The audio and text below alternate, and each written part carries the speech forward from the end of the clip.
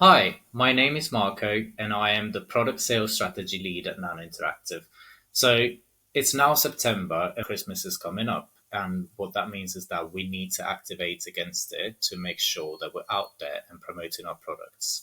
But before we get into all of the seasonal insights that we're all here for, let me quickly run you through what Nano does and how we do it, because a little context is always useful. So every single time we go online, we express intent in countless ways. How we're searching for content, what type of content we're searching, when we're searching it, what device we're on, so many things. And our philosophy at Nano is very, very simple. We believe that intent is much more important than identity.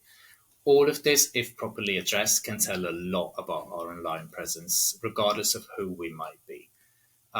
This is why we're focused on understanding shown intent more than the person behind it. We've built a contextual and semantic solution that helps us target intent in real time and without the use of cookies or any sort of identifiers. The name is LIIFT, Live Intent Identity Free Targeting. And this is basically what we do. This is our platform and our very own technology. A valid question now would be, why would I want to go identity free in the first place? Well, the truth is that there is a lot going on in the market. First and foremost, there are big players that don't allow third party cookies or fingerprinting anymore. Roughly 8 out of 10 users next year will not be identifiable anymore. People are also demanding more privacy in the first place and respect for their own personal data. This has led authorities from all around the world to grant this new level of safety to their users. Think of the GDPR legislations in Europe or all the different state legislations in the US. This is when Nano's Live technology comes in and makes everyone's lives a little easier. Advertisers no longer risk to have their audience suddenly restricted. Users no longer need to worry about privacy breaches and stolen data. And agencies can start coming up with new creative ways of planning. Everyone's job becomes a little more fun. By now, we know that we disclose intent in countless ways, but every single way we disclose intent needs to be addressed properly. So think of the big events of the gifting season, for example, Christmas, Boxing Day, but also Black Friday and Cyber Monday. And this is the golden weekend that we're going to address today. It's just a weekend, but it's a very good representation of what the endless possibilities of targeting intent are. First and foremost, let's have a peek at the opportunity. The vast majority of the budget moved on these 2 days alone is online, and we're talking about roughly £9 billion. So we're talking about a high risk, high reward situation. Every single advertiser wants to stand out, but they need to stand out when it matters, where it matters, and in front of the people who matter. Okay. So we as consumers, we feel the pressure to spend because of the big deals, right? Well, on the other end, advertisers are on a 24-hour race in order to be noticed by as many people as possible. So we dug a bit deeper and we tried to understand why this long digital is the golden opportunity that it is and how to reach the right user at the right time. So now I am passing on to Adam, my colleague, who will be talking you through all of the insights of the gifting season. Thanks, Marco, for that eloquent introduction. My name is Ade Fowler. I'm the head of Insight Consultancy at Nano Interactive. It is my job to take Nano's 3.5 billion intents and make sense of it from a planning and post-campaign perspective as well. So going forward into what Nano do, I'm more of the intent targeting kind of person. But just before we go into the intents, I wanted to set the scene a little bit. The year is 2022. Gas prices are through the roof, cost of living is on the tip of everyone's tongue, and inflation's running rampant. So naturally, you expect to see habits moving into 2023 change, especially in terms of a gifting perspective. What we do see, based on some of our research that consumers have essentially told us, is that 5% of them are planning to stop buying gifts in 2023. This kind of bodes well for us because for us and the wider advertising world, because it shows that people are still looking to purchase gifts in this time. However, there are two main changes. The first one being 48% of people are looking to buy more practical gifts in 2023, and 33% are looking to buy more experience-based gifts. So practical gifts are stuff around like shavers, maybe wireless chargers and whatnot, personalized water bottles. Experience-based gifts could be, a drive in a nice BMW, for example. And I guess the next question would be, what does this look like over time? So at Nano, like I said, we get 3.5 billion intents and we can make sense of it from a planning perspective. So what you're looking at here is the trend for general gifting over time, comparing 2021, which is the gray line, and 2022, which is the light pink line. And the main thing to take away here is actually there's quite a consistent trend year on year with people looking to buy gifts and planning to buy gifts from October and that peaking in December, with that time period increasing around 200%. There is a small deviation in December, with 2021 peaking slightly more than that of 2022. And this deviation is around 8%, which falls in line with the 5% number I gave to you previously. And this essentially just highlights there's less impulsivity in gifting purchases in 2022. People are planning a lot more ahead of time to buy their gifts, based off of increase in prices and the cost of living and whatnot. And one way you could activate, I guess, with the back of this would be to front end some of your budget within Q4 to make sure there's a brand awareness ahead of the peak within the gifting period. As we imagine, there will be definitely be a drop towards the end of December and the beginning of January.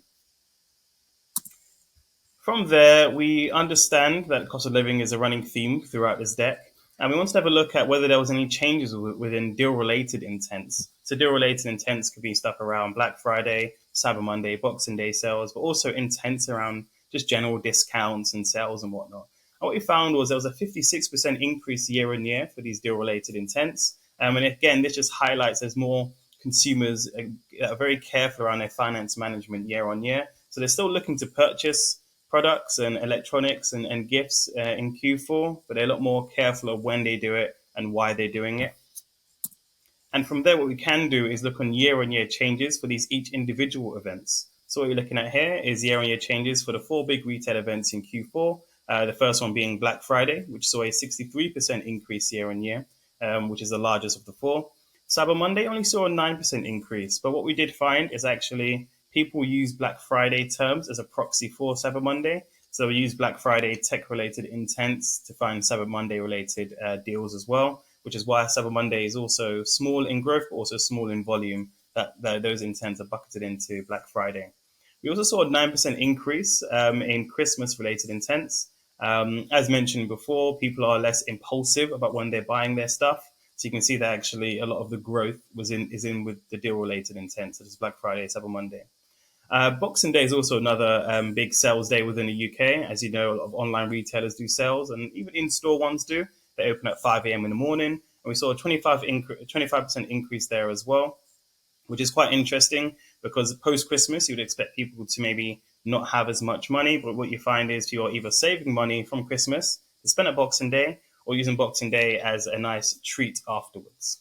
Ways you can activate against this would be just to ensure that your campaigns are aligned with sales and deal-related events, which have seen the largest growth, such as Boxing Day, Cyber Monday, and Black Friday. Moving on from this, so the last slides I've shown you are all around the four pillars, so semantics and entities. The next two pillars that we can discuss are sentiment and emotion. So this is a big USP of Nano because what we can do off the back of this, especially sentiment, is help clients from a brand safety perspective. So to make sure you're not shown on any unsavory websites. We can also do it from a competitor conquest perspective, maybe conquest some competitors from who have negative sentiment and pose ourselves or yourselves as the positive for that negative sentiment. And also can highlight changes in sentiment and over time for particular products. In this case, we're looking at gifting over time from Q1 2023 to Q3 2023. So this will take us towards the end of July. And what you can see is actually it's very much positive with a few small dips into neutral. But overall, this bodes well for those who are looking to advertise around gifting products or gifting articles or gifting pages, because the sentiment is generally positive. And from there, what we can do is overlay emotions that are expressed on particular pages. And on gifting related pages, you can see the top 5 emotions are curiosity, approval, admiration, joy. And you can see that the strongest emotion is curiosity, with a lot of others being there as well. At Nano, we don't just have 5 emotions, we have 27. But this bodes well for those who are looking to advertise during a time where gifting is probably the main talking point in Q4. And it just helps build positive brand association. And that's everything from an insight consultancy perspective. I've given you an understanding on how we take semantics and entities and plot that over time to give you some insights and activation recommendations. I've shown you how we take sentiment and emotion on different pages and articles and overlay that within our campaigns. I'm now going to pass you back to Marco, who is going to give you the in-depth discussion on how we understand intent. Thank you so much, Ada. That was incredibly useful. And with all of these data points and insights at our fingertips, being able to see intent is clearly not enough. We need to understand it. This is why we created a suite of technology that is designed to make sense of it in a way that is unique in the market. Our intent mapping modeling technology understands the data points and their correlation, and that organizes them in clusters based on relevancy. The result is a multitude of intent segments, a smart, identity-free classification of intent that simplifies planning and makes activation easy. These segments are then activated via intent match. This is our machine learning model that every 60 seconds update the content of the segment themselves to include the newly published content and to remove everything that is not relevant anymore. Basically, what we've built is a unique way of understanding and activating against intent, the most reliable way of addressing someone online.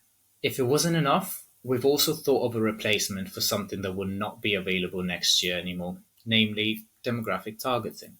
Audience or demographic targeting has always been the go to when it comes to campaign planning. Well, we have found a way to build an alternative to it that instead of relying on obsolete identifiers, uses intent to build each profile.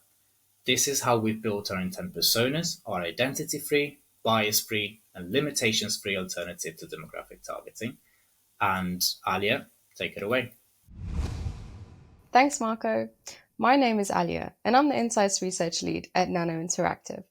So, as Marco has just told you, we have indeed found a way to target audiences completely ID-free. Our intent personas are privacy first and ID-free. They have no audience bias, and they also allow for accuracy at scale, taking you way beyond your first-party data limitations. And in terms of how you can start using this for any seasonal activity coming up, we do have a few personas that we would recommend using. To start, we have parents. As I'm sure parents are going to be looking for gifts for their children as we get closer to the gifting season, and are probably looking for ideas and suggestions. We also have students potentially looking for gifts for their family and friends. We've also included gift givers, exactly what it says on the tin. Those that are very excited to give a gift to their loved ones, looking for any occasion at all to be giving gifts. And then baby boomers as well, in the sense that they have the most disposable income and are probably looking for gift ideas as well for their grandchildren or special people in their lives. Now, in terms of how we've developed them, if we take a look at parents as an example, initially we start with the intent mapping layer. So this will be our foundational understanding of what parents might be engaging with in terms of content. So if we think about automotive, for example, it could be things like family-friendly cars. In terms of travel, they could be looking for things like family holiday locations. So essentially the obvious intents that we can expect to see them engaging with. But to take this one stage further, we've also incorporated a layer of panel research where we spoke to real parents and tried to understand their current thoughts and opinions on certain things and how they plan to manage their money over the next 6 to 12 months and any big purchases that they're considering. And with that, we actually found that over 40% of parents say that price is the biggest factor when they're buying a new car. So ultimately, this led us to include intents such as cheap family cars. And in terms of travel, we also found that they were always looking for family-friendly holiday locations as well. So we've included that in our targeting pool. And lastly, we add our intent match layer. So this is our adaptive machine learning technology that allows us to categorize URLs and ensure that we're always appearing for the right content at the right time that resonates with this audience. This is a machine learning model, and essentially what this means is that over time it will constantly learn from itself and exclude anything that's not so relevant to this audience anymore, ensuring that you're appearing for the right content even 12 months down the line. And to bring this full circle, in terms of parents, these are just a few of the intents included within the targeting pool. So here you can see a few examples like baby food, family finance, healthy eating, football, and a few other things as well. And I'm sure at this point you're wondering, does it work? Thankfully, the answer is yes. We tested it with an external partner and we found that 72% of people that were shown the parents advert were actually indeed parents. So thankfully, it does work. But what's even more impressive is that this actually performed 44% better than cookie targeting, meaning that you're not only future proofing your campaigns, but you're actually doing much better than you would have if you'd used a cookie campaign in the first place. And in terms of results, we also saw a 35% increase in purchase consideration. Now, just to reiterate some of the ones that we'd suggest using, we've included parents, students, gift givers, and baby boomers. But as I said before, there is a wide library of ready to use personas that you can use to complement your upcoming seasonal campaign activities. To find out more, please reach out to our team. And now I'll hand it back to Marco. Thank you, Alia. That was incredibly interesting. Well, the key takeaway here is that we can help you with your big gifting campaign. We can help you from the activation down to what to target and what audience to address. At Nano, we target upon live intent without the use of identifiers, reaching people at the right time and in the right space.